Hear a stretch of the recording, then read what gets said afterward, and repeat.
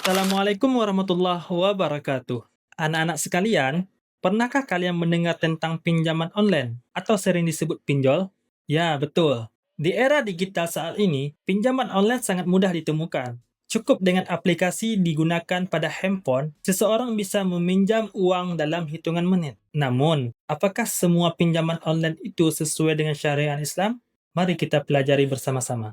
Pinjaman online adalah fasilitas meminjam uang yang dilakukan melalui aplikasi atau platform tertentu. Prosesnya cepat, tanpa tatap muka, dan seringkali tidak membutuhkan banyak persyaratan. Namun, tidak semua pinjaman online aman dan sesuai syariah. Banyak di antaranya menggunakan bunga atau riba, yang dalam Islam jelas dilarang. Allah Subhanahu wa taala berfirman dalam Al-Qur'an surah Al-Baqarah ayat 275 yang artinya Allah telah menghalalkan jual beli dan mengharamkan riba. Artinya, setiap transaksi yang mengandung riba tidak diperbolehkan dalam Islam. Anak-anak, mari kita lihat pinjaman online konvensional. Ciri-cirinya antara lain, 1.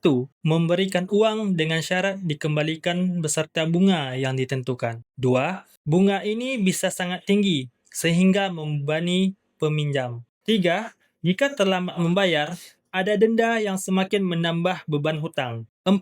Beberapa aplikasi pinjol juga menggunakan cara penagihan yang kasar, bahkan sampai meresahkan masyarakat. Contohnya, seorang mahasiswa meminjam uang 1 juta rupiah lewat aplikasi pinjol. Ia harus mengembalikan 1.300.000 dalam 30 hari. Artinya, ada bunga 30% yang jelas termasuk riba. Lalu, bagaimana dengan pinjaman online syariah? Pinjaman online syariah beroperasi dengan prinsip syariah Islam, tanpa bunga, tanpa riba, dan tanpa denda yang memberatkan. Beberapa akad yang digunakan misalnya, qard, pinjaman kebajikan, di mana peminjam hanya mengembalikan sejumlah uang yang dipinjam. Murabahah, jual beli dengan kesepakatan harga yang jelas. Ijarah, akad sewa jasa, bukan sekedar memberi pinjaman uang. Contoh pinjaman syariah. Seorang siswa meminjam 1 juta di koperasi syariah online. Ia hanya perlu mengembalikan 1 juta tanpa tambahan bunga. Kalau ada biaya administrasi,